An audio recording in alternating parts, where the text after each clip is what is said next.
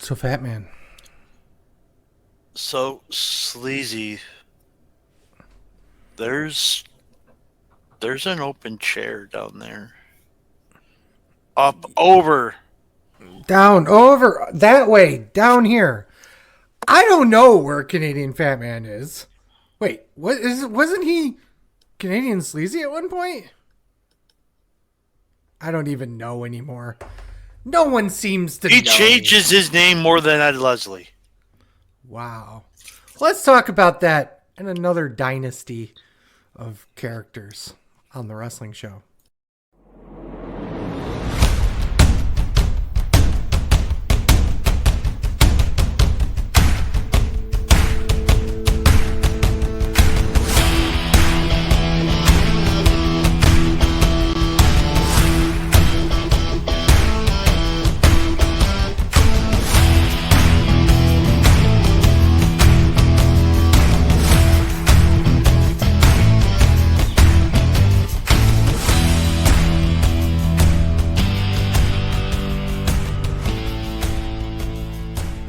Welcome, everyone. This is Sleazy. This is a Fat Man. That video was cutting out a lot for me. Maybe the Canadian internet made its way over here. It is, upstate New York, and we all know how happy internet can be there. But welcome, everyone, to another one of our episodes. As you can see, that is our new intro, I guess. What do they call that? Banner. Logo. We were trying something new. As always, we're always trying to reinvent ourselves. But we wanted to do something new, something cool. So, big thanks to Sean, who's probably listening, potentially not, or one of our multitude of fans that created that logo for us. So thank you for that. I'm kind of intentionally stalling here a little bit, waiting for Ryan. Yeah, Ryan's being a papa. Yes, so we allow that on this show. We're not little bitches, and when it comes to that, are we though? Are we little bitch? I don't know. I don't even know anymore. I know you are. But what am I? A little bitch. Well, you know what they say. You are what you eat. Oh, so I eat Chinese food. Sweet.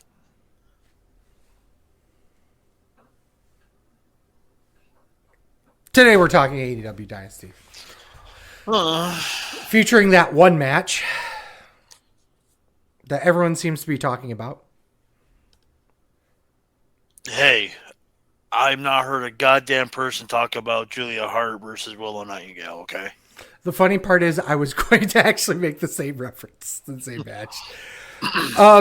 Long show, as always. So we've got a lot to... Let's get the bits out of the way with. Show was too damn long. Yep. Referee sucked. Mm-hmm. Cool. It's AEW. It's AEW. And if you don't like AEW... Don't watch the product. Don't watch the product.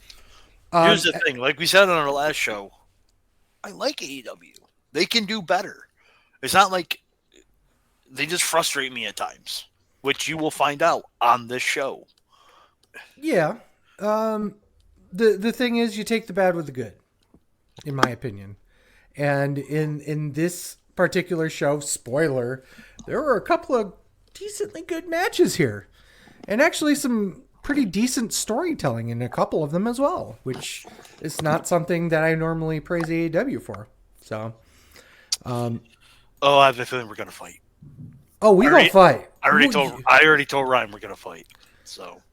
Oh, don't worry. I have the ability to mute people anytime I wish. I choose not to use it because I'm just, I love to make sure that everyone and their brother knows that you are wrong. I am never wrong. Well, you'll find out. One of the cool things that I did manage to get done over the weekend / last week was I did finish our Hall of Fame on the website at wrestlingshow.com. You can check that out under the Wrestling Show Hall of Fame, obviously. There's 3 inductees. This asshole over here, depending on which way you're going. John Cimino, aka JC Money, who we put in 2022, I want to say. The end of 2021, 2022, somewhere around there. And then this asshole managed to put his own fucking pencil in. Man, this pencil's done a lot of work. It's been up his ass a lot. But no, in all seriousness, Smells like Ryan. Wow. Yeah, we're gonna try and start getting better at inducting people because why not? The rules to the Hall of Fame are on there. Basically, I get to pick. No, Mm-hmm. Absolutely not. But absolutely not. Those are the rules. The Hall of Famer that is currently on the show gets to pick who's the next Hall of Famer is. Those were the rules when I made the rules. So, as a first inductee, I get to make the rules. This is a bad version of I win. Yes. And how do you play I win? I win. I win. Therefore, I always win. Did you end up watching the 0 Hour or any of that, the pre-show? That might have been the stupidest question you've ever asked on this show. I have to ask. No. Okay, good. So you and I are both in the same thing. So let me This show's already 47 hours long and you want me to watch another 13? Right? No. Here's the thing. Of course. Also, the 0 Hour was a half hour longer. They started at 6:30. There was 1, 2, 3 matches. Oh, normally there's 4. Yeah, so there were longer matches too. Well, including fucking Shibata was on the pre-show. God damn, pal. Yeah, the 3 main matches were Trent Beretta versus Matt Sydal, Orange Cassidy and Shibata versus Shane Taylor Promotions, and then the main event of 0 Hour. Oh, I'm sorry. I did watch that match. The tag match or the Trios Unification match? Trios Unification. It was the Ring of Honor 6-man tag team titles versus who the Bullet Club had? Bullet or Club was it the Claim? Gold? I think the Ring of Honor was Bullet Club Gold or the Bang Bang Club or the Gun Club.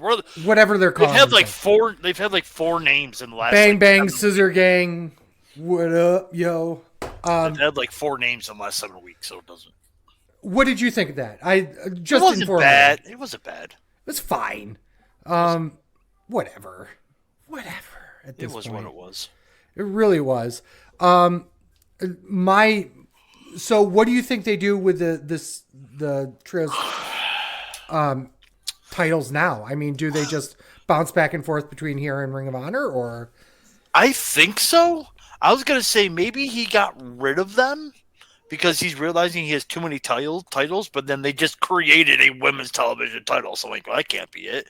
It's a different division, to be fair. It is, but I'm also like, there's way too many titles, and then you have the Continental title and blah blah. I'm just like, why did he get rid of it?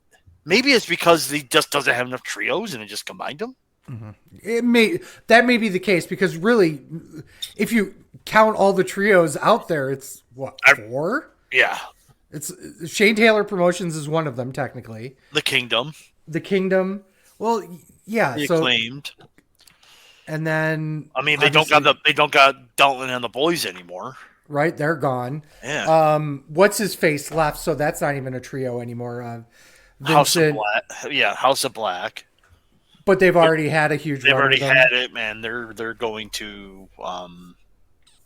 They're doing something different. Yeah, they're going to push Aleister Black. So.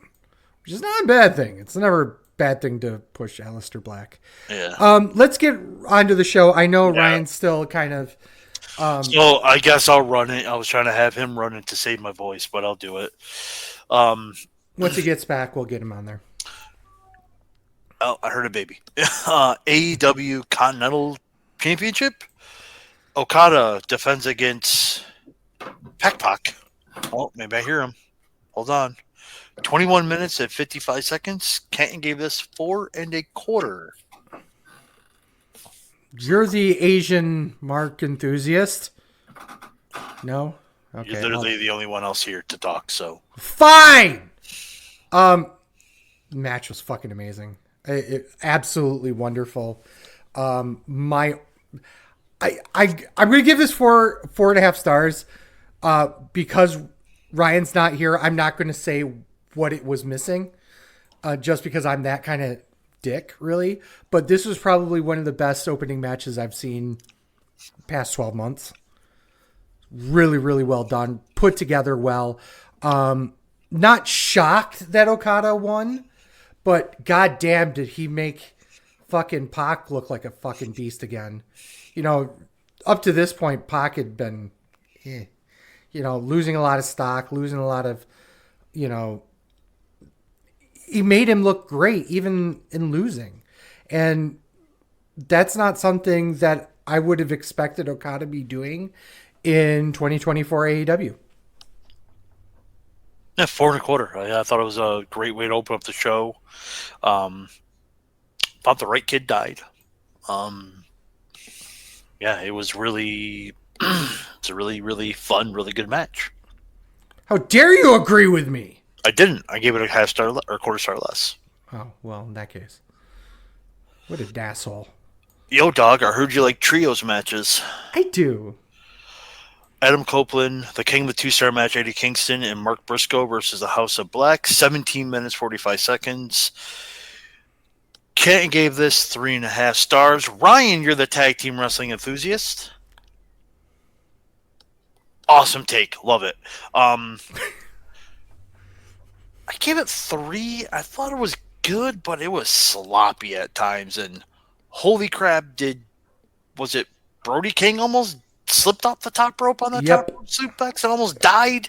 Almost died. And I just remembered it because there's more prominence on this match. I was listening to this through my headphones. I could hear every spot being called the whole show. Their mics were up way too much. It's funny because my first kind of watch through. So I watched part of it live, and then I watched it Monday morning. Actually, full watch through it. When I was originally watching, I'm like, I don't know what the hell he's talking about. But I had it on mute too because my wife was watching something else. So I'm like, okay, whatever. And then I go back and listen. You're absolutely right. You could hear 90% of the spots being called. I'm like, what the fuck? Yeah, I think they did that for one main reason. Crowd noise. Yeah. Even though it wasn't, I hate when people post those pictures online of crowds. Who cares? I mean, yes, it's bad to go to a 20,000 seat arena and only sell 3,000 tickets. Mm-hmm. It is what it is. At least they went to a 10,000 seat arena, sold it out for a pay-per-view. So Good for them. I think they did it for crowd noise, which really they didn't need to do because that crowd was hot all fucking night.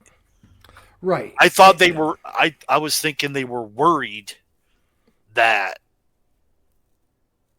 the crowd wasn't going to be into it. Right. But that's not the case at all. What the fuck were you guys thinking? That's a key example of AEW not reading the room.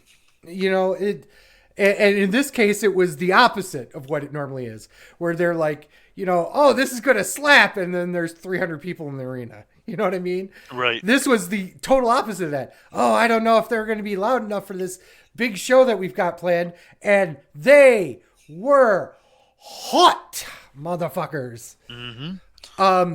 The show, or this match itself, you're absolutely right. 3 stars. One of the bits that I read online was this. Taz can't believe Copeland is teaming with Kingston and Briscoe, proving that he doesn't watch Collision either. But yeah, to be perfectly frank with you, this was fine. It was in the dead spot, but the main reason why this match existed was to get a singles match together with Copeland versus, Black, and we're going to get some cool shit after that. Oh, also, opinion. Right kids died. I really do believe. Oh, without question. Without question. This is going to be weird, but I'm going to send this to you anyway, because there was something that I mentioned to you, and you didn't believe me, so I'll send it. Anyway. My favorite. Because I'm always right. Right. But another thing I want to talk about the crowd is maybe they were a little too hot, because... What? Yes, the fuck out of here. Here's the thing. Well, here's the thing. Sometimes crowds like that try to get themselves over instead of watching the match. Okay. And there was 1 or 2 matches where they were absolutely doing that. Was the next match one of them, by chance? Yes. I wonder why. Yes, I understand that, because it is the TBS Championship. Julia Hart defends against Willow Nightingale. 6 minutes. Canton gave this 2 1/4. Sleazy, you're the one's wrestling enthusiast. Overrating piece of shit. 100%. Star and a half. I thought this was sloppy from moment one. It just 6 minutes of just garbage. Honestly, here's my take on this. I think Julie was doing a great job with the championship, but if you thought about it for even 2 seconds and know where Willow was before this spot, you knew she was going to win, because you knew, spoiler, Mercedes Moné walks her ass out there because she's going to face Willow. And we've already had that matchup before in New Japan, and we're going to have that again in AEW. We're going to run it back. So Ryan is in the chat. The fuck, dude? Holy shit. Goddamn, pal. Holy shit. Can't even be on the show, but could be on the show. Right. Fucking amazing. I think you're right with the fact that the crowd was trying to get themselves over here, but what else were they going to do? Watch the match? And I don't like slamming matches like this, but this is the reason why some people look at the AEW women's division and go, what is this fucking shit? I said in the chat, wrong kid died, even though we all knew where it was going to lead. Right. Sasha was going to come out. We all knew where it was going to lead. 100%. It was predictable.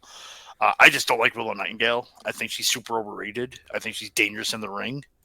I just don't like her. What'd you get at 1 star? I gave it a star and a half. Star and a half? Oh, yeah. I gave it 1. Wow. Yeah, I was not kinder. This was trash. You know what's funny is that you'll say there that she's trash in the ring and she's dangerous. No, I don't see her necessarily dangerous, but she is definitely still very green. I just think she's dangerous in the ring. Okay. Like, she just looks like she's dangerous in the ring. Well done, Ryan. So perfect for AEW. Yes. What an asshole.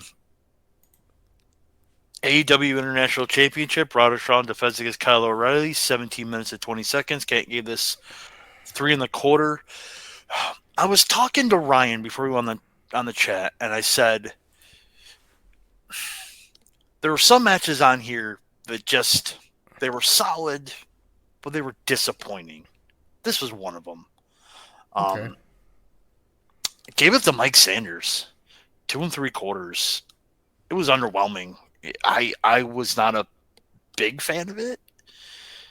Slightly above average. Just, I don't know. I thought there could have been more to it between these two. I would kind of agree with you on that. I gave it 3 stars. I've seen Roderick Strong and Kyle O'Reilly fight more than a dozen times, I want to say. Maybe even more than that.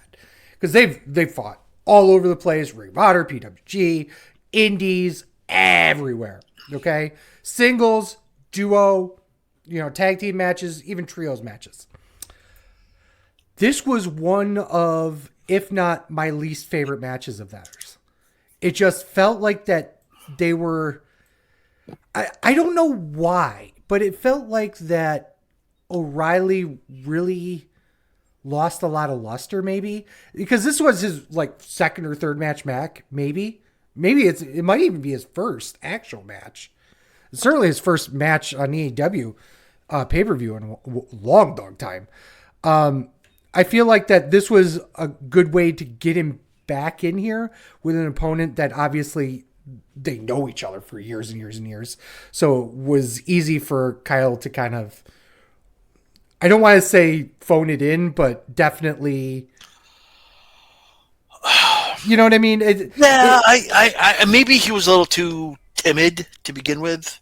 Coming back from major neck surgery, just wanting to get eased back into it. Maybe that's what it was. Yeah. But no, like I said, this match was again solid, but they've had way better bangers than this. Oh yeah, absolutely, without question. And I do want to touch on something else. We kind of talked about the trios title. When are they going to combine the international and continental title? What the fuck? And make them the intercontinental title? What the fuck are we doing here? Come on, guys. The shit books itself. Right? International, continental, just do the intercontinental. And then you'll have people be like, they copy WWE. Who cares? It doesn't matter. It doesn't really matter. Who cares? FTW rules match for the FTW championship. So, duh. Like, duh. Hook defense against Chris Jericho, 16 minutes and 25 seconds. Ken gave this 3 stars. Are you going to say it or am I? It was an okay match for a house show. You both are overrating pieces of shit. Oh, okay. Jesus fucking Christ. Yeah, guys. I was not a fan. Like, again, it was okay, but my notes were, I mean, they kind of put the work in and told a good story, ? But the title means nothing. It's not a real title. That's why it means nothing. So it's here we go. Ryan, keep Continental title, different rules alone make it better. What's the only difference is no outside interference. Right.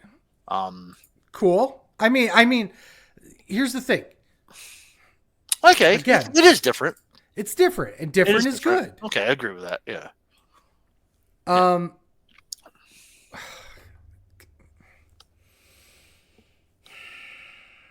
I don't know what to say here. Hook is one of those people that was super hot for like no reason, and now he's kind of like everyone's moved on. I 100%. I'm sorry. I 100% disagree with Ryan. It was the same match as Hook wins. Great match. No, not at all. Yeah, no. The problem I have with the match is that it wasn't.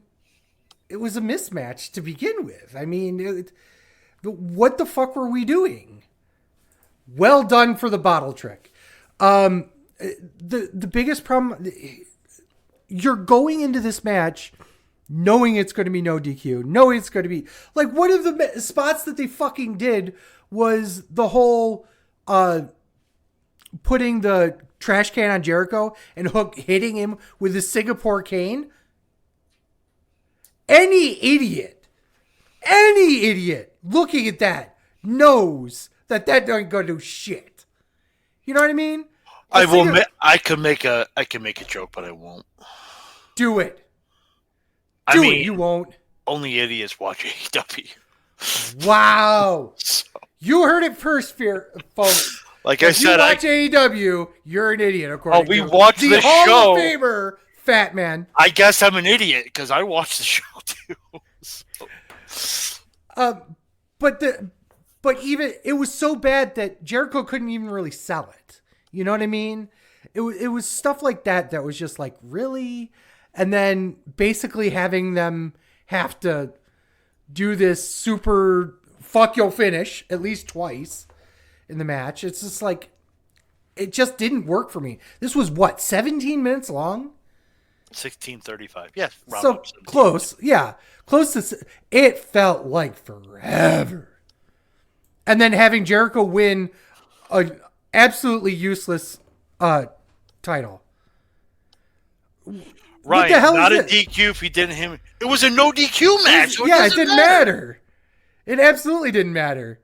The point was that it just looked like shit, not that it mattered or not. But yeah, that's my opinion. Did I actually give you a rating? It was 2 stars. Okay. AEW Women's Championship. Timeless Toni Storm defends against Thunder Rosa. 15 minutes, 10 seconds. Kay gave this 3 1/4.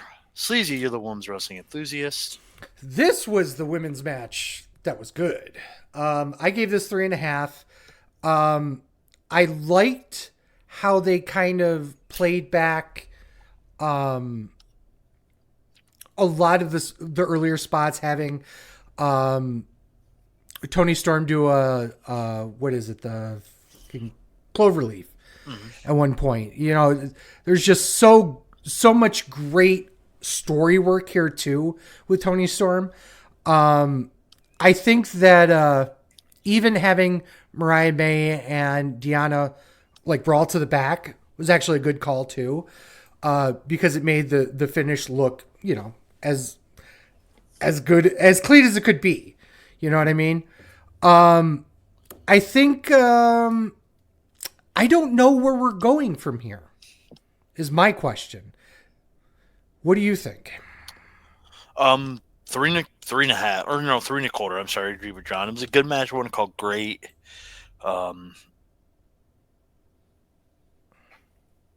Felt a little long. Wasn't it shorter than the TBS title? No, TBS title was the shortest match of like 6 minutes. It felt like it was forever. Yeah. But again, some of these matches did go a little long, like the Hook match did go a little long, stuff like that. Yeah. But were they going with it? I don't know with AEW, man. They set up these things where like Deanna lost to her, but she's still in the feud with her, but yet she's going to be feuding with someone else and just kind of goes away. That's what AEW's women's division is. It's like I don't know where they're going with it. We know where the TBS title's going. We don't know where the women's world title's going. We don't know where. Right. I don't know. Like, I honestly don't. Is this a Jamie Hayter moment? I'm thinking maybe they're biding their time until Britt Baker comes back. That might be true as well. I could see them pulling a Jamie Hayter and having Mariah May beat her for it, but that's not going to happen until at least after Forbidden Door. Because you and I both know that they've already set up the Forbidden Door match. Yeah, so I don't know. Okay. Will Ospreay versus Daniel Bryanson. 32 minutes and 40 seconds. Spoiler, longest match of the show.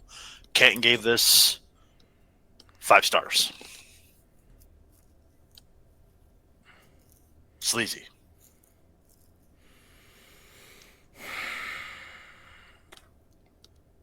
Last year, we had what? I think I counted maybe 7, maybe 6 5-star plus matches.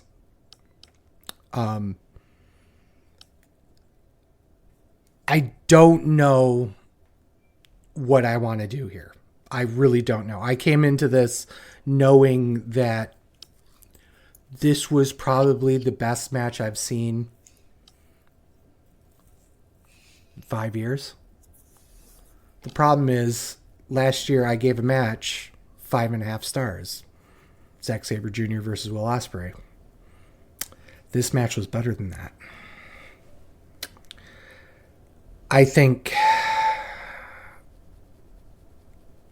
I have to. I can't believe I'm saying this. I have to go 6 stars. This is a match that I'm not sure can be topped. This was absolute perfection from the moment people walked down to the aisle till the 3 count. After the 3 count is a whole different story. But bell to bell, you can't get anything more perfect than this. This was better than Sabre Jr. versus Ospreay last year. So I have to give it something higher than 5.5 stars. So I'm going to go 6. I have to. Okay, coming underneath piece of shit. I don't think this was the best Will Ospreay match this year. What? My notes. It was excellent. Near perfect. Except for the finish. Okay. Absolutely hated the finish. Where he hits Danielson with what the hell was that move? The Tiger Driver. And then he sells his neck. The ref is like, and then they just let Ospreay hit the hidden blade. I'm like, that's the most AEW thing ever. Like, the guy's hurt. Let's just keep doing, quote, hurt. But then keep doing the move. I can't go 5 stars. That's the reason why. Everything else up to that point, perfection. It was foreshadowed earlier in the match, though. That's not my problem. My problem is, oh, hey, the ref's like, this guy's hurt. Let's call the doctor in and then have Ospreay do another move. Makes the AEW refs look incompetent. I disagree with you on that, because just because he wanted the doctor in doesn't mean Ospreay saw that he wanted the doctor in. Okay, that is a fair point. So they did say that on a commentary too. Mm-hmm. I still don't like the spot. That's fine. You can call it a dumb reason all you want, Ryan. If they would have done everything else and then call for the doctor after the blade, that's a 5-star match. But doing it in between moves, it made no sense to me. It did, in the fact that you're trying to sit here and say that. What is your complaint? I guess my complaint is the spot was unnecessary. Like, if they reversed it, if he hit the Tiger Driver and Danielson's holding his neck, and the ref doesn't call the X and doesn't call the doctor, and then he hits the hidden blade,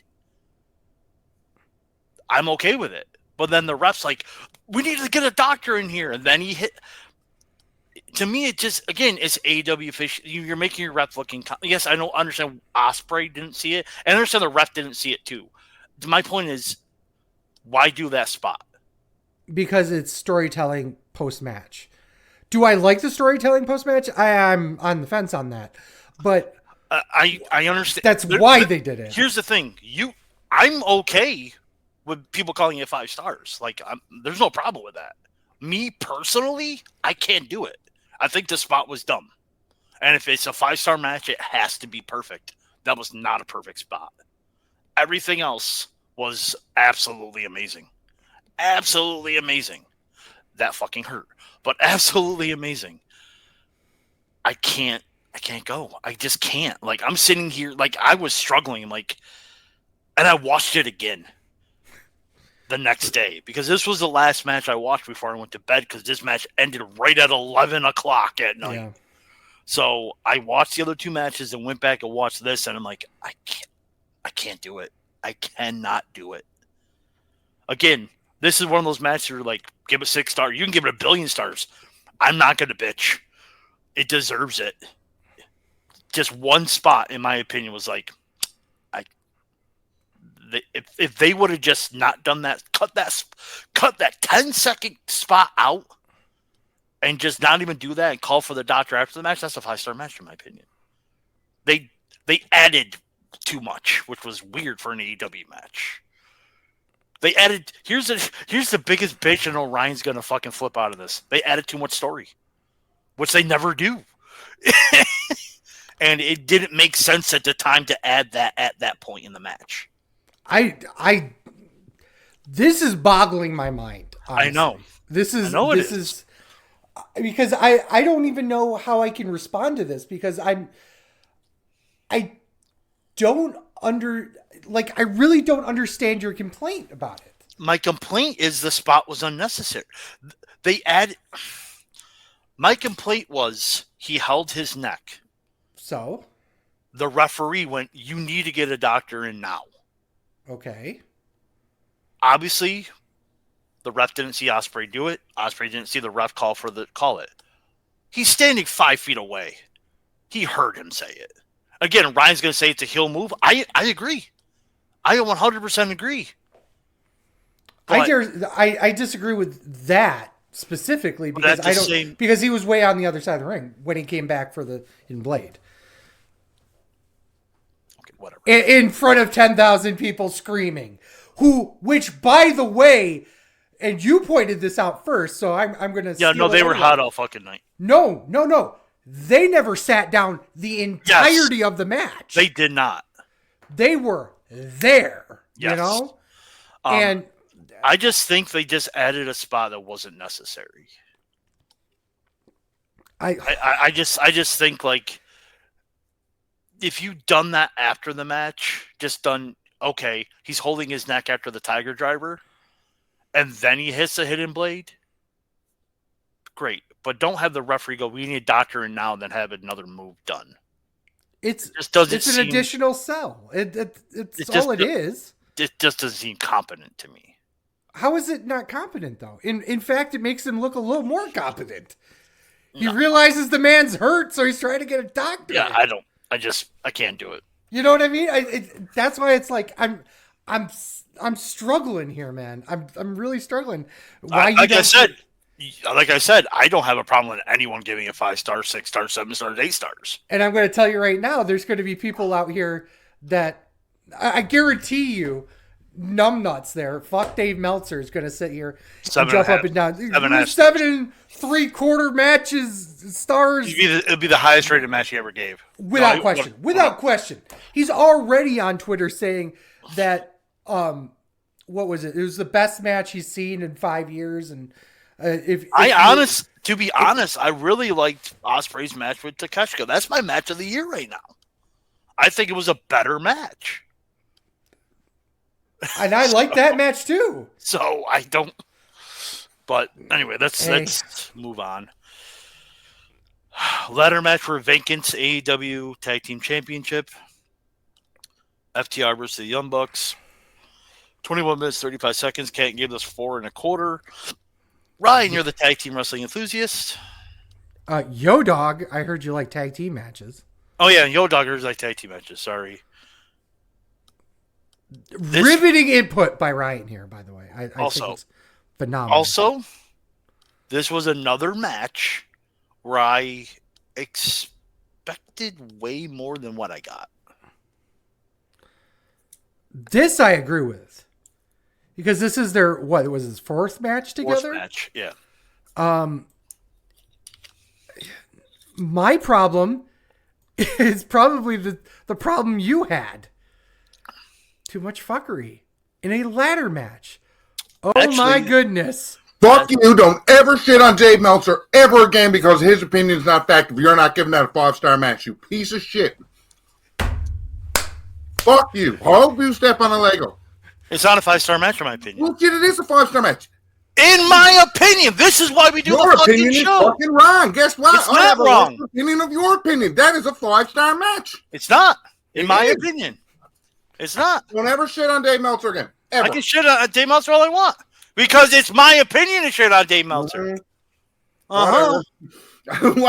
Dude, that is the worst. And your shitty reason for it too. That's my problem here. Oh, I didn't like what the refs did in AEW. It wasn't. What a concept. What are we thinking people come on? They got to deal with that shit. Listen, shut the fuck up. The reason why I didn't like it wasn't because what the refs did. It was this spot made by the fucking wrestlers in the match. All of it made fucking sense. It did not make sense. Absolutely did. Now talk about the shittiest fucking ladder match I've seen in the last 5 years. The ladder match too. Of course you did. It was boring. It was a boring ladder match. It had to follow an 18-star fucking match. Whatever match was following that match was going to suffer. 3 stars. Boring. It was boring. Yes, it was. I'm sitting here going, and remember, I watched the Ospreay match the night before. I started with fresh eyes with this fucking ladder match. I wasn't tired, was it? Nothing. I'm sitting here going like this during it. That's another thing. Why are you bitching about the length of this pay-per-view? It was only 4 hours. That's a standard pay-per-view now. That's not a long pay-per-view anymore. Because I can bitch about whatever the fuck I want. It's my show. That's why.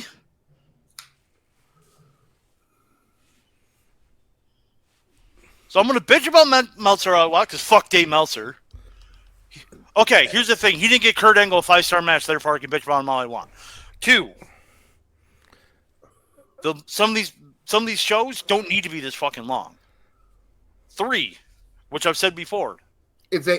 Your 2 is wrong because it's AEW. They don't have that many pay-per-views. A 4-hour pay-per-view is perfectly acceptable for them in this age. They're having a pay-per-view every fucking month. They Some pay-per-views are a week away from each other. Sometimes their scheduling is shitty, but they don't have a pay-per-view every month. Yes, they do. hit that plateau yet. The one month I don't think they have a show is July.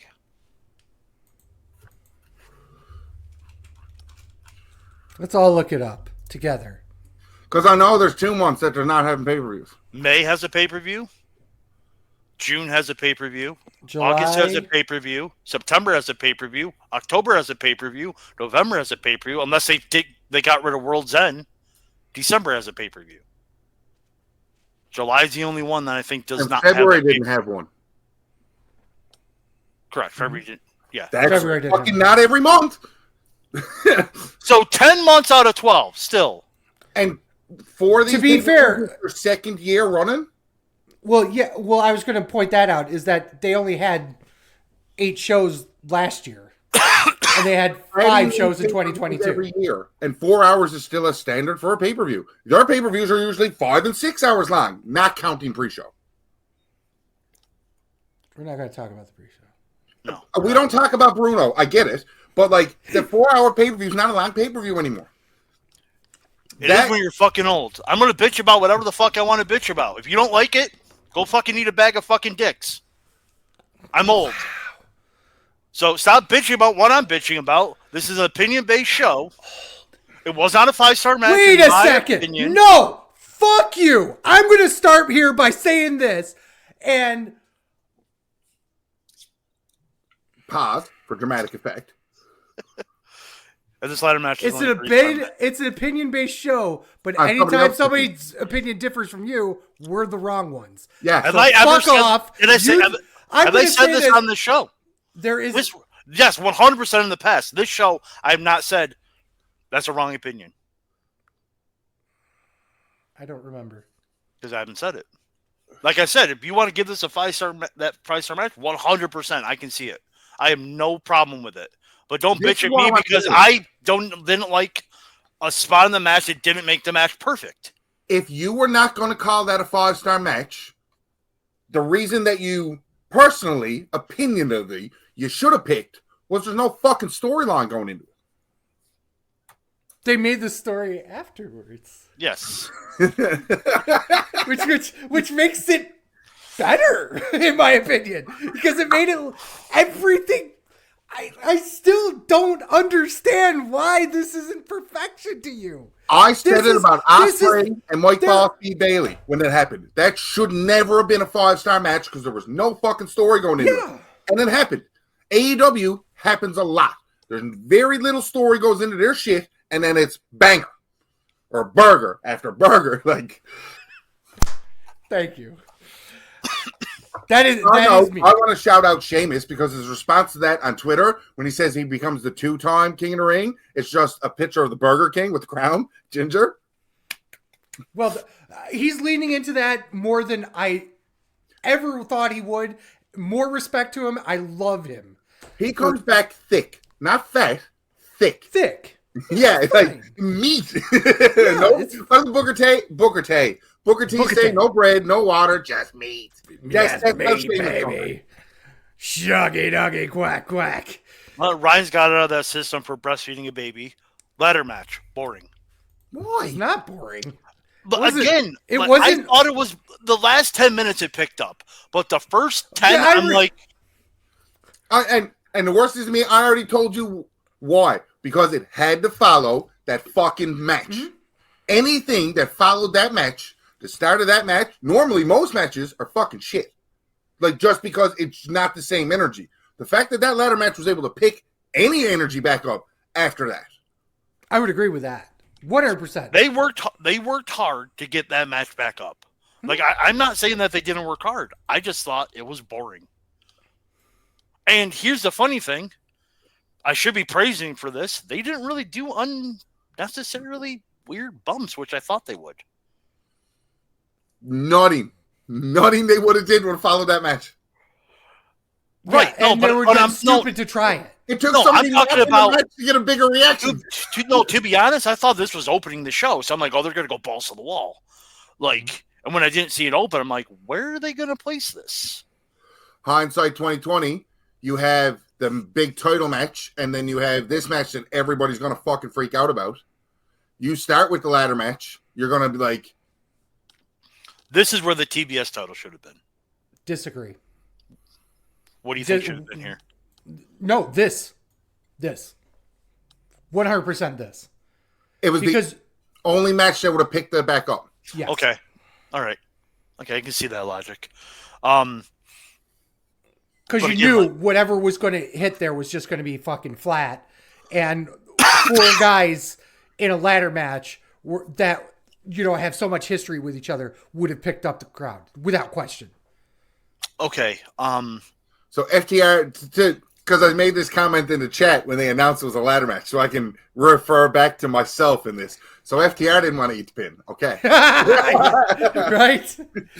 And I said in the chat after, because that joke is funny, I thought this was their 3rd match, but it's not. It's their 4th. Yeah. Right. So as soon as they said that, Bucks are winning. Right. Yeah. And Jack Perry coming back was predictable. Again, predictable doesn't mean bad.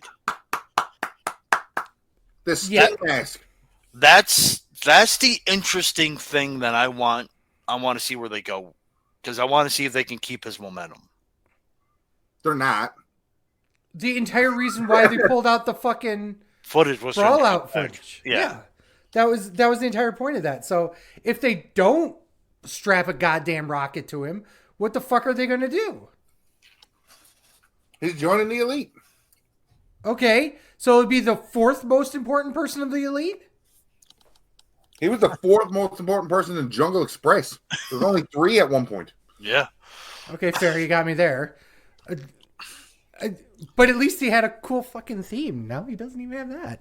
Unless those motherfuckers license Justin Timberlake's Cry Me a River, then they've got my money for life. Oh, man. The video trying just be rain.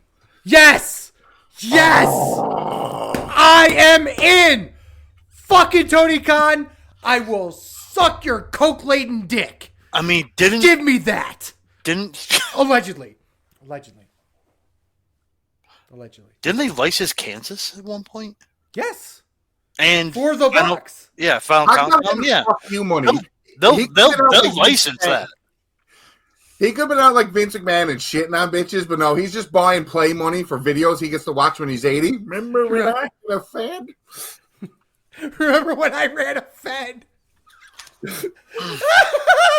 What did Eric Bischoff call him? Just a kid playing with his action figures? Dixie Khan. I've been saying that. I've been saying that literally for 3 years now. Yeah. The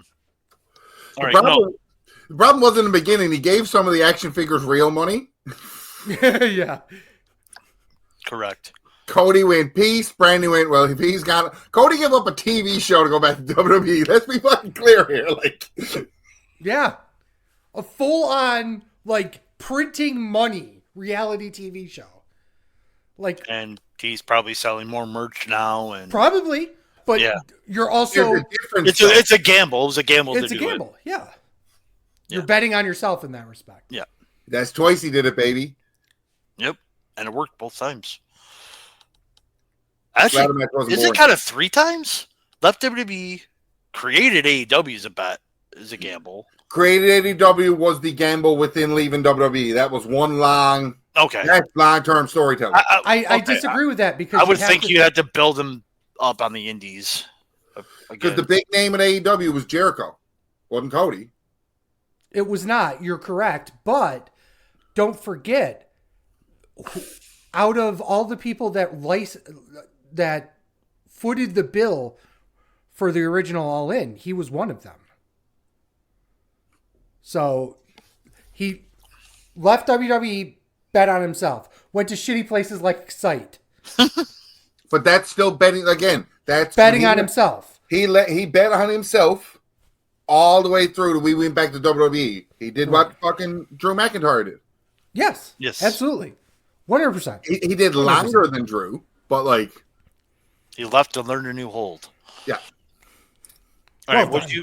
Would you rate the ladder match, Sleazy? I gave it 4 stars. It was still a great match. It was. I obviously it had some hurdles to overcome, and I'm not a huge fan of the finish, only because I felt like it made it almost an afterthought. Nah, I'm gonna play the card here now. I didn't think that was Jack Perry at first. Really? Dude, we've seen enough of real life incidents in those situations. That could have been a fan. That's fair. I mean, like long enough that I went, oh shit, that's a fan. And then when the guards just grabbed him regularly and put him into the corner and went reaching for his mask, I was like, that's not a fan. I saw the hair and I was like, I know who that is. Fucker!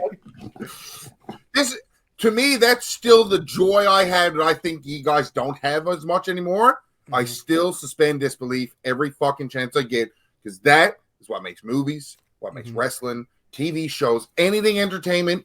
If you don't believe, he does stand up and he's still a fucking undead wizard to me, okay?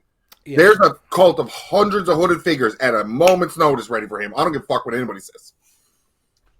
What? Of who? Taker. Me and Mark Callis. Oh, the shirt he's wearing? Yes. Legitimately, I'm wearing an Undertaker shirt, as you say that. But that's what I mean. Like, to me, that was that moment. Like, cool, Jack Perry. Yes, Jack Perry was coming back at some point. I even figured it was going to happen. But it was for that brief moment, that one fan, God damn it, I believe. Eddie Guerrero, RVD from Raw. Ladder match, yep. 2000s. You know what I mean? Like, yeah, that fan tried to knock Eddie off the ladder. If only for a moment, I believe in Joe Hendry. Damn it! I do believe in Joe Hendry. Yeah, I still listen. Kayfabe's real. If kayfabe is still real to you in any sense of the form, guess what? Wrestling is still going to be fucking amazing. Speaking of wrestling, amazing. AEW World Championship. The moment was amazing. Defends against Swerve Strickland. 18 minutes. Can't give us 3.5. I agree. I thought it was a really good match. The big takeaway I took out of this match was that, like, Joe's been kind of wrecking people. Swerve kind of wrecked Joe. He stood toe-to-toe with Joe, and I think that kind of Swerve was elevated going into this match to begin with, but I think that elevated him even more. I think the fact that they fucked each other around with him and Paige made him so fucking hungry for this. But, like, Joe didn't destroy Hook. They had a really competitive match. The three-way wasn't a destruction. It was a barely got out of, like... Right. But this AEW's building up Joe as, like, this unstoppable monster, but he hung with Joe. Like, just like he toe-to-toe, blow for blow. This is what my point was trying to get at. Like, and I think it made Swerve look even better than he was coming out. Which, obviously, winning the title does that to you, but... Whose belt? Swerve's belt. So, thank you. But, no, it was a really good match. Wait, what? Whoa. What was that a reference to? Whose belt? Kofi just won the WCW championship. What are you talking about?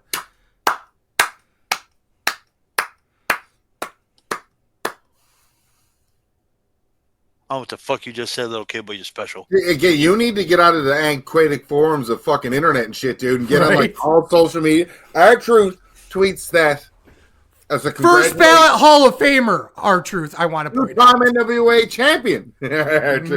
Tweets on the X on the Twitters that the young people and the old people and the porn people use. That he congratulated Kofi Kingston on winning the WCW title, and then made another comment, but it was Swerve holding the AEW belt. Gotta love that man is a fucking treasure, and they need to find out how to clone people. Right. That was pretty funny. I'm like, I just am never on it, so. Well, that's why when I go to plug, you don't say anything anymore. Right. And I'm barely on X myself, so I can't say much. Not enough for the good shit. Well, I got you guys to tell my old ass what to do, what there is on there, so I don't need to. Bitch, I'm older than you. No, you're not. But I have my money. Yes, I am. No, you're not. You just think you are. Pay me what you owe me. These Widow's Peaks say differently. Well, if I didn't shave my head, right, I'd have them too. I thought this was great. I thought they did a great job of putting the story together. You're absolutely right. They made Swerve look like he was gonna really fucking fuck up Joe, who's been pretty dominant throughout his entire reign. So I think they did a great job there. I love the fact that they took the time to celebrate that he won. Yes. Because for all intents and purposes, Swerve winning here means that there's 3 Black World Champions in wrestling right now. Swerve. Mm-hmm.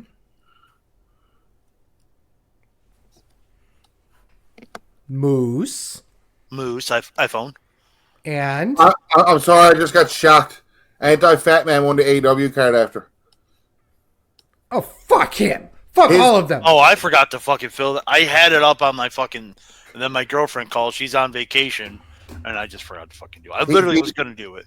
He beat Deep and Al like 3 points. I was way behind. But yeah, there's 3 black champions. Moose, Swerve Strickland, Cody Rhodes. Oh, that's true. That's true. He's black by insertion. Respect that. Oh, you said you gave it 4 stars? Yes. Okay. Put that down. Ryan. I absolutely love the match because the right kid died. I think a lot of credit needs to go to Samoa Joe for what he does for taking main titles and putting people over after the fact. Yes. To touch back on what you said earlier, AEW betting or Joe betting on himself again by going to AEW and doing this. This has been a Ring of Honor TNA run of Joe. If anybody remembers how his run in Ring of Honor was or how his run in TNA was of dominant champion, don't fuck around with Samoa Joe. That is what has been here in AEW now out of him, and I'm all for it. Agreed. Yep. He's been really good. Overall thoughts on the show. It was... I know Wasn't as good as the last one. Yeah, I would agree with that, yeah. They're telling rosters... Again, they put out really good pay-per-views. Like we said last week. Just their TVs are kind of meh sometimes. Well, everyone's TV is kind of meh sometimes, but... I wouldn't know. I don't watch the product. That's actually true. Of course you don't. But, like, yeah, this was a good show. Yeah. Well, this goes to the last one because the middle of this card kind of dragged, I find, and just wasn't as good as it should have been. Which is what my chief complaint with AEW is. It's not as good as it could be and should be. All right, let's go to news and rumors. I got a few. I want to talk about this Oh, sorry. My bad. I thought you talked about it, Sleazy. I apologize. The fuck is this shit? No, I really did thought you chimed in. I apologize. Great start. Great finish. One of the best matches I've ever seen in my life in the middle. There were some valleys, but all in all, I'd still give it an 8 out of 10. Wow. I will say this, though, and I know I joke about this a lot, and I want to touch on this. I don't watch weeklies. So a lot of the times, my exposure to a company is their pay-per-views when we do these shows. That's it. So if you look at it from my perspective, I get to see a lot of fucking bangers and not have to worry about the chaff. Fuck you. It's true. Still pisses me off. There is some gems on the weeklies for every promotion, really. Yeah. AEW more than most. But everyone's got Ospreay the wrestling, you're going to have a gem on the pay-per-view. Yeah. Ospreay wrestles, you're going to have a gem. And he wrestles on regular TV, regardless. Yeah, I was just saying, I'm just talking about the weeklies. Sometimes you can get great. Look at Sami Zayn and Chad Gable. Yeah, that was great. That was great. Okay. I went back and watched that. His heel promo? Yeah. See, that's one of the nice parts is that if there's something good on the weeklies, find it on TikTok, find it on YouTube. If I really need to, I'll go on Hulu and watch the condensed version because they're not going to cut shit like that out. Fuck you. I tells you now, even if you watch that condensed YouTube recap shows of all the weeklies, you're going to see basically everything. They cut out all of the dead shit. Yeah, they do. Like if a rest holds 30 seconds, it tells a story, but you're not watching that recap tell a story. Right. Like you're usually getting yourself up to the main show. Okay. Let's talk about the non-compete. Oh, yeah. So recently the FTC has ruled, or is ruling, they're going through the comment period right now, that non-compete clauses are basically going to be null and void. And that's a very, very short, condensed version of a very long legal process. But this has been coming for about 1.5 years now in the United States. There had been talk about it. There had been lawsuits, all sorts of different things. The reason why we give a shit at all is because one of the weirder things that have been happening lately is people have been working, let's say Mike or John or Jim are sitting at a Jimmy John's working there. If you get fired or you quit from Jimmy John's, you're not allowed, according to their non-compete clause, to go to another sandwich place to work because you might have some specific ways of doing sandwiches that could cause an absolute weird shit to happen here. What if you only butter, like, you may joke, but that is a serious, like, to make it a joking reason. Yes, I get the honest behind it. All this means is that contracts are going to be fulfilled and people are going to sit at home a lot longer. 100%. What I think is going to happen is, say they're going to know, okay, we're going to release this guy at the end of his contract.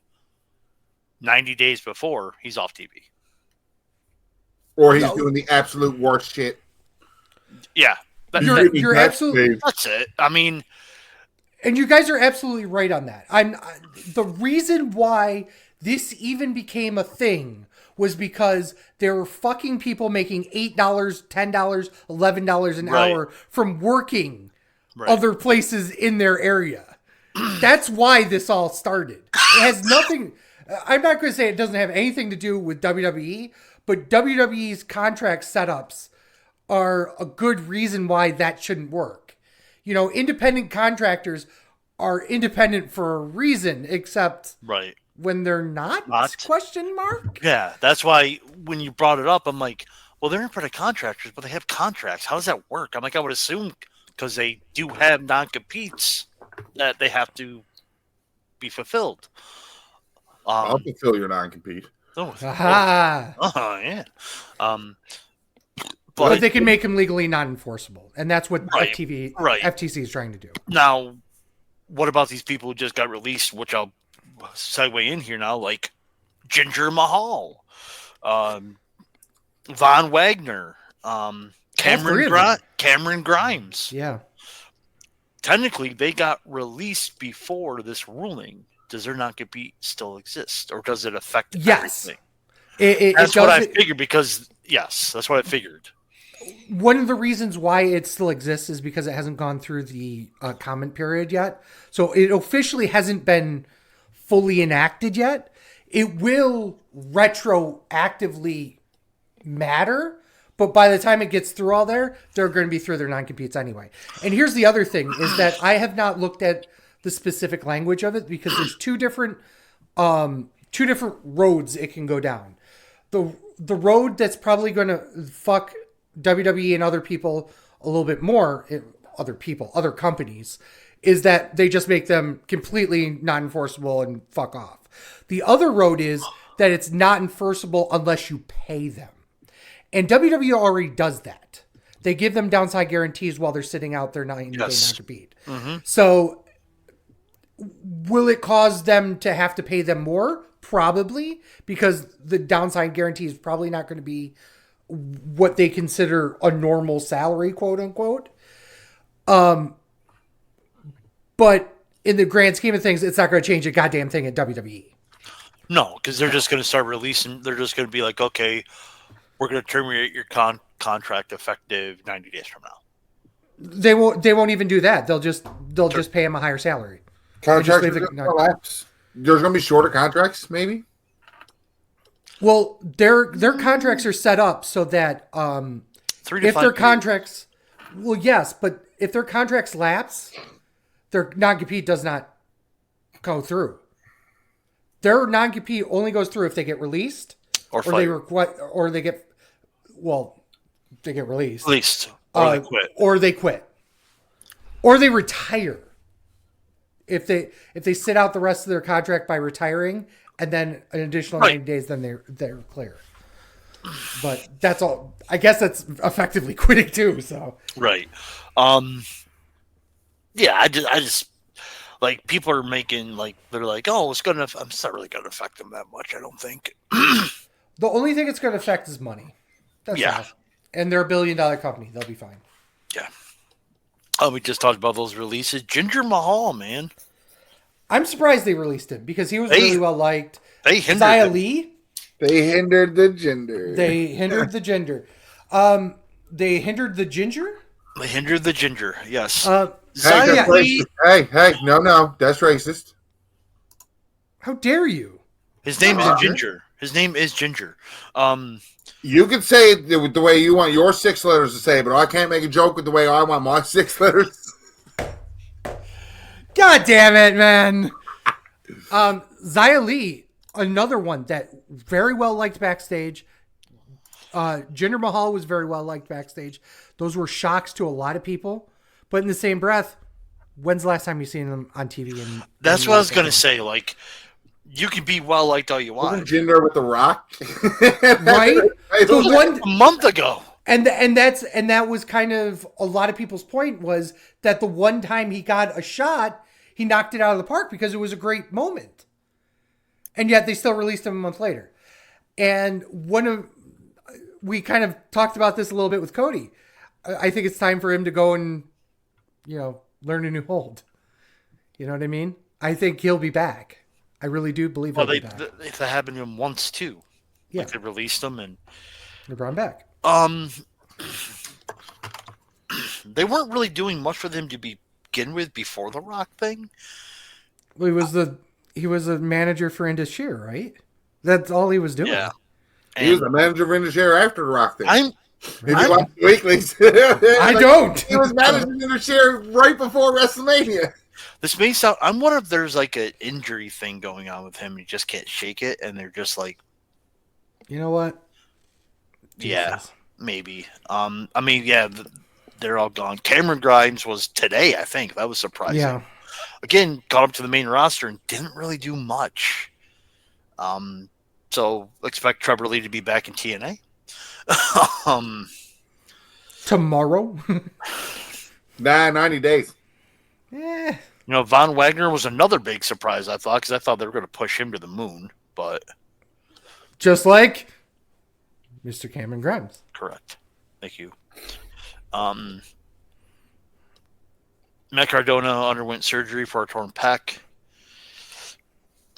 That sucks for him. Mm-hmm. That really sucks. He was fucking on top of the world. This is another interesting thing. So NXT Battleground was scheduled for I think the day before Double or Nothing in Savannah, Georgia. They moved it to June 9th, and they're moving it to the UFC Apex in Vegas, which is essentially a production studio.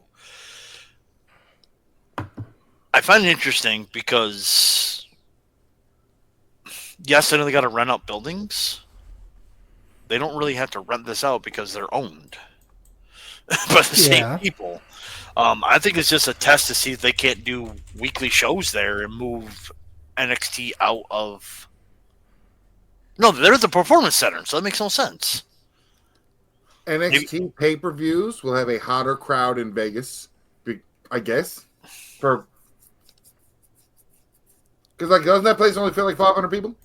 Yes. Yeah, it's tiny. There's a big show in Newfoundland. I find it interesting that there's a UFC fight night the night before, but not there. It's in Louisville, I think it is. Let me double check. Yeah, it's in Louisville. Because that's where they normally do the fight nights, are in that Apex theater thing. I don't know. I don't understand why they think that this is a good idea. But in the same breath, it's a free production studio to put a free PLE in, you know? From a monetary standpoint, it makes sense. And you can make it look even worse than that, because from a tax implication standpoint, you could claim, oh, well, we would have paid X amount, so we get to write that off on our taxes. You know what I think they're going to do, Sleazy? What's that? June 9th, they're going to reveal that WrestleMania 41 is going to be in Las Vegas. You think so? That's what I think. Oh, I can't wait for that fucking theme. I love Double or Nothing when they normally go to Vegas, because I like that casino-style theme from AEW anyways, right? So, And they pretty much said that the only two cities is Minneapolis and Vegas. And if Vegas gets it in 2025, Minneapolis is going to get it in 2026. I'm okay with that. Cold. Or vice versa. Well, that's a closed arena, though. Both are. Yeah, but for different reasons. One's You're hot not as going to hell, be freezing one's your... One's hot as hell, one's cold as hell. Actually, April... Oh, that's another thing I want to talk about. Yeah. So Nick Khan pretty much says that, you know what, we want to get it off the same weekend as the Final Four. Because you got WrestleMania Saturday is the same night as the national semifinal. And there's talks like, you know what, Philadelphia was cold. Maybe they don't want to do it in the beginning of April. Don't do it in an open fucking air arena. Right. Well, here's the thing. They're losing out on markets like, well, I think I've named them. Pittsburgh, Sleazy named Boston, DC, Baltimore. They're normally cold around that time. That can fit. I don't know what Dees was talking about. I was like, oh, that stadium's tiny in Baltimore. It's a 70,000 seat stadium. That's good enough. They have SummerSlam. Yeah, and that's going to be in Cleveland this year. So I understand that, but maybe those cities don't want SummerSlam. Maybe those cities want WrestleMania. Maybe those cities going to be so fucking cold. I'd say during 29 when it started to rain during the pre-show, I remember outright saying, I'm not going anywhere. I can pour. Right. That's why the point I'm bringing at is there's a rumor going around that maybe they're going to move it to May. WrestleMania in May. So then, oh. This is a rumor, and I just wanted to get your I personally don't like it. I would just say move WrestleMania to the week after the Final Four. Now, because here's where my brain is stoned and just curious. Does the Final Four always coincide with something about Easter? How Easter is every year? No. The Final Four is normally the first weekend in April. WWE normally is anywhere between the first week of April as well. That's why I'm saying move. And I don't think you want to move it to the week before because you still got NCAA tournament games Saturday night and Sunday. Move it to the week after. You're not competing with... Oh, you're competing with the Masters. I guess it doesn't matter. Masters ends by 7 anyway. So, yeah. Yeah, because the golf and WWE fans like this. Like fucking this. Masters pops a Who's rating every year. I don't care. The golf... So nobody's watching it. WWE... You don't see the Riders Cup sponsored by WWE title belts. Not yet. And you will not for a while. Bullshit. If I'm a wrestling fan and I'm a golfer, boys, I'd say right to the camera, where's my WWE title? Where's my AEW title?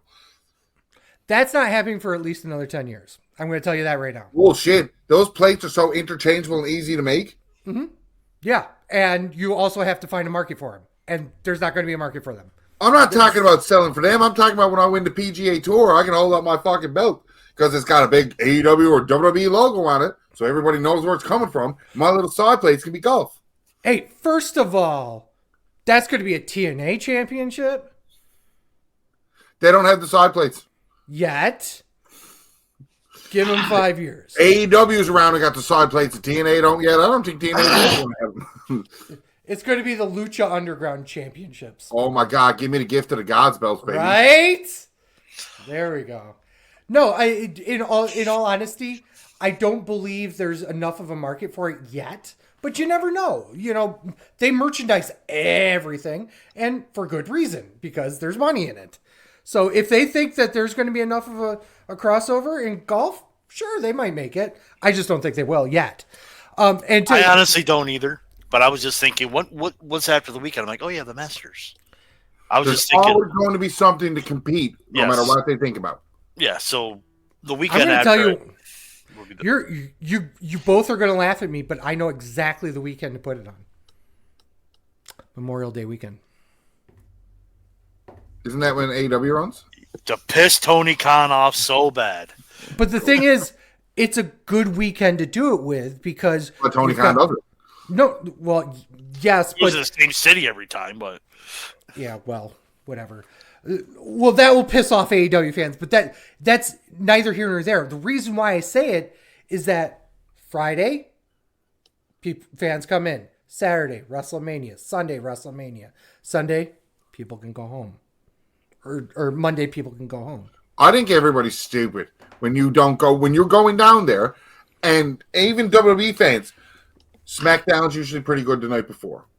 SmackDown now leads in the Hall of Fame. There's your Friday taken care of. Mm-hmm. Saturday got NXT Mania. Sunday is whatever fun thing to do, and then Mania. If you're in town, why the fuck are you not there for Raw? Because Raw's going to be fucking huge. Because a lot of people need to get back to work. Fuck that. I know. I made this argument with Sleazy before. I'm like, if they're coming from WrestleMania, they can stay for Raw. What's one extra day? Yeah. When they spend $4,000 on a ticket, no, they got to get back to work on Monday to fucking pay for all the fucking $40 hot dogs. You know,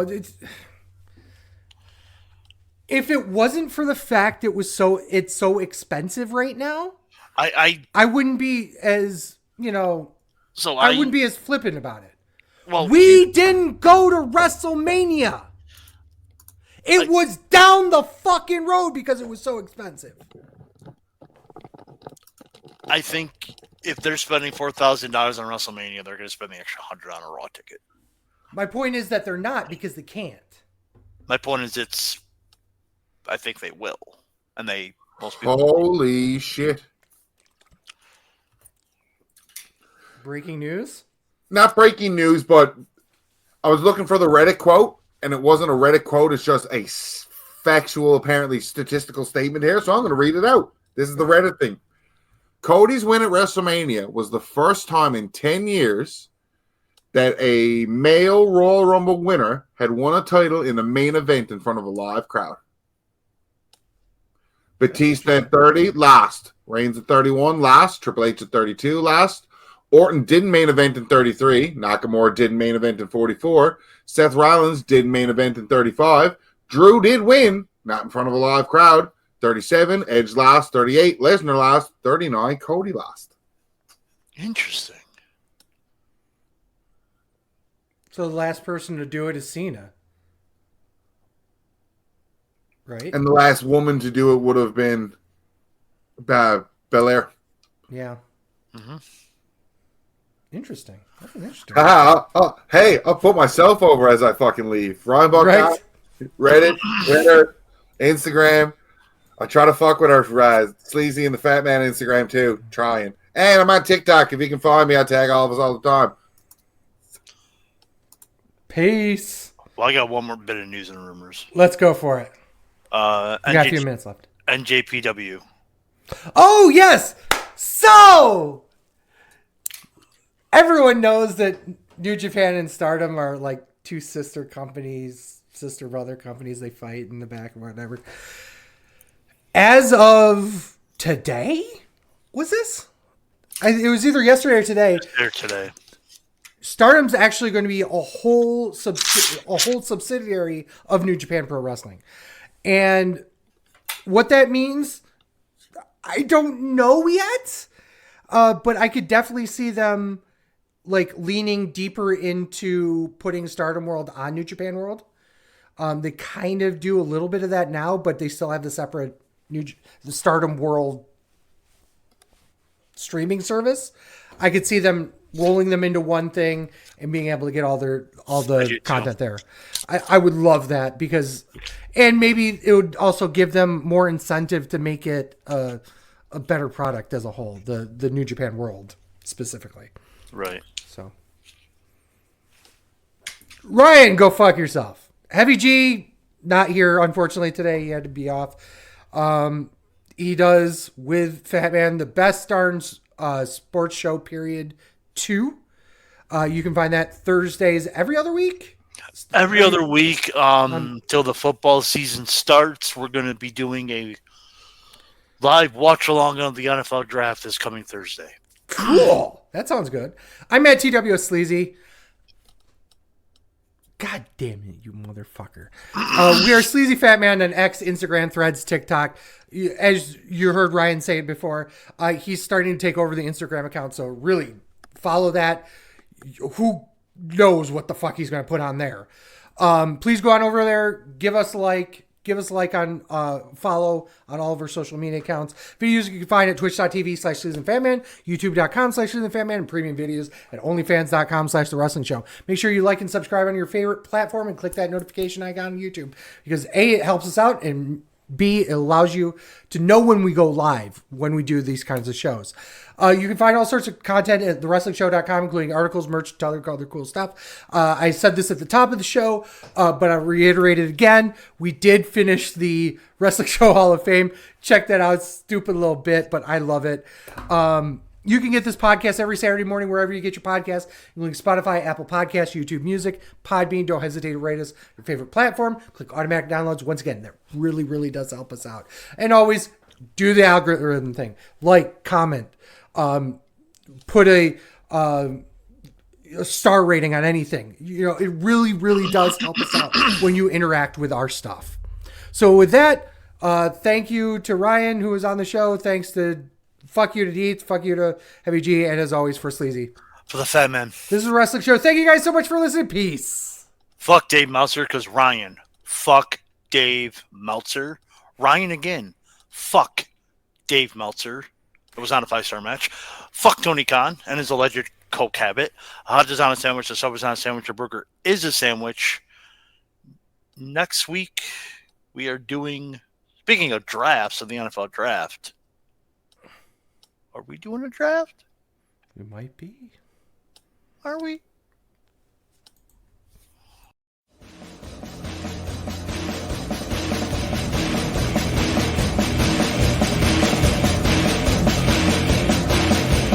I'm a truth that you seem to run from. I'm an army of one. I'm a clip in your gun.